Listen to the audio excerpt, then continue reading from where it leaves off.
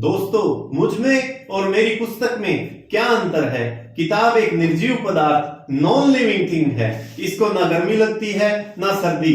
यह पुस्तक कुछ नहीं जानती, लेकिन मुझे गर्मी सर्दी दोनों लगती हैं। मैं जानता भी हूँ बुक पर बुरा या अच्छा कुछ भी लिख दो, उसके लिए सब एक समान है। बुक अच्छा देखकर खुश नहीं होती, बुरा देखकर नाराज नहीं होती। पुस्तक में मैं लिखूं या कोई मेरा दुश्मन लिखे, उसे कोई खुशी गम जैसा कुछ नहीं होता। पर मेरा हाल ऐसा नहीं है। मेरे लिए अच्छा और बुरा एक नहीं है। मेरे लिए दोस्त और दुश्मन भी एक नहीं है। यह सुख दुख प्रेम और द्वेष ही बताते हैं कि मुझ में जीव है, या कहिए मैं एक जीव हूँ। नमस्ते साथियों, मैं यतीन्द्र आर्य सोसाइटी पर आपका स्वागत करता हूँ। साथियों, संसार में कुछ चीजें मुझ जैसी हैं और कुछ पुस्तक जैसी। मिट्टी, पत्थर, पहाड़, नदियां ये पुस्तक या किताब जैसी हैं। उनमें न सुख है न दुख है, न इच्छा है न द्वेष है, न नॉलेज है। कुछ मेरे जैसी हैं, जैसे गाय, बिल्ली, चील, कौवा, चींटी। इनको मेरे जैसे ही सुख दुख होता है। ये मेरे जैसे ही किसी से प्यार करते हैं और किसी से नफरत। इनमें नॉलेज एंड एफर्ट दोनों पाए जाते हैं।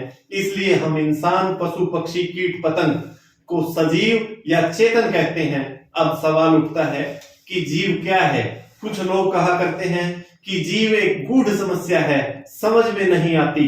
लेकिन गूढ़ समस्या कहने से काम नहीं चलता है।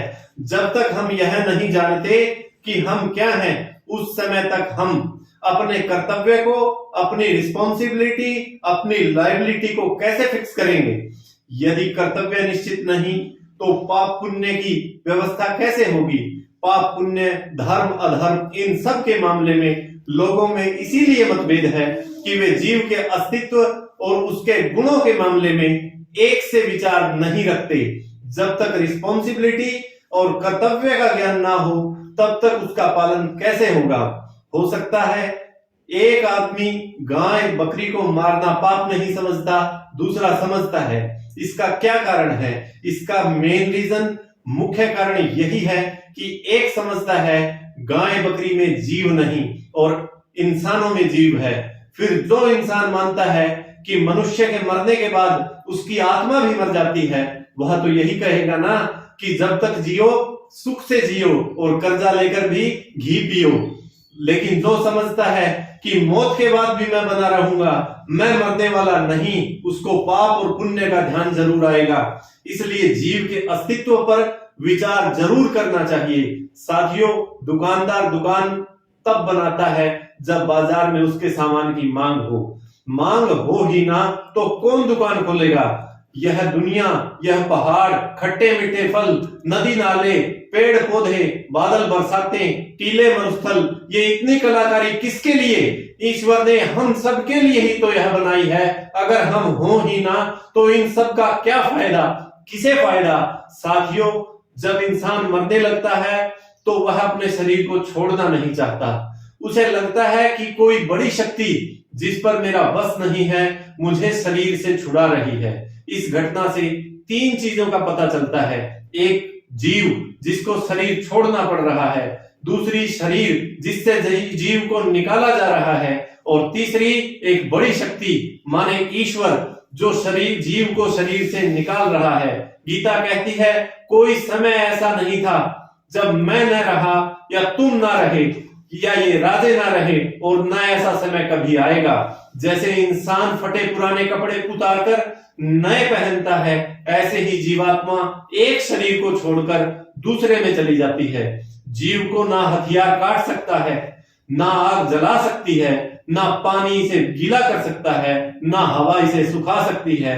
दोस्तों, जीव को ईश्वर ने पैदा नहीं किया। साइंस और विज्ञान भी इस बात को स्वीकार करता है कि matter can neither be created nor be destroyed. भगवान लेकिन सभी कुछ कंट्रोल में रखता है। जीव की भलाई के लिए सृष्टि को, यूनिवर्स को नियम में रखता है। जीवों को शरीर देता है, संसार की सारी चीजों को बनाता है, कर्म फल की व्यवस्था करता है। इसलिए कहते हैं कि ईश्वर हमारा पिता है। कई लोग कहते हैं कि ईश्वर ने जीव को बनाया नहीं तो वह उन पर कंट्रोल कैसे कर पाता है। वह लोग नहीं जानते कि कंट्रोल करने के लिए बनाने की या पैदा करने की जरूरत नहीं होती, राजा प्रजा को बनाता नहीं लेकिन उस पर कंट्रोल करता है, उस पर राज रखता है। सेनापति सेना को बनाता नहीं लेकिन सेना को कंट्रोल में रखता है। कंट्रोल के लिए बनाना जरूरी नहीं साथियों, ताकत की, शक्ति की, पावर की जरूरत होती है। ईश्वर सर्वशक्तिमान होने से सब जीवों को अपने नियम में, कंट्रोल में रखता है। जीव अजर है, अमर है, एक चेतन सत्ता है जिसका ज्ञान, जिसकी नॉलेज घटती बढ़ती रहती है। ज्ञान और नॉलेज का घटना बढ़ना ही पाप, पुण्य, उन्नति और अवनति का कारण है। सबको नमस्कार।